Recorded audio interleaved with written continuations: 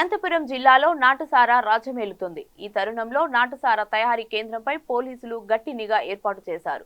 జిల్లా ఎస్పీ అమిత్ బర్ధార్ ఆదేశాల మేరకు కంబదూరు పోలీస్ స్టేషన్ పరిధిలోని చెల్రోపల్లి పొలాల్లోని కుంట వద్ద నాటుసారా తయారు చేస్తున్నారనే సమాచారంతో సారా తయారీ స్థావరంపై పోలీసులు దాడులు నిర్వహించారు. 2000 లీటర్ల నాటుసారా ఊటను ధ్వంసం చేశారు.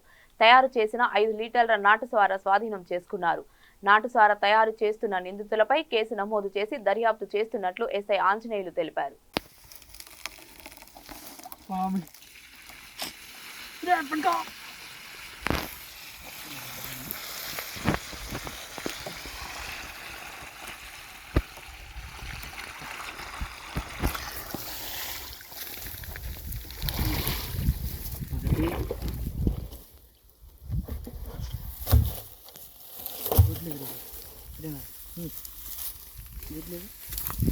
దీన్ని వచ్చేది లేదు పగలగొట్టి కాదు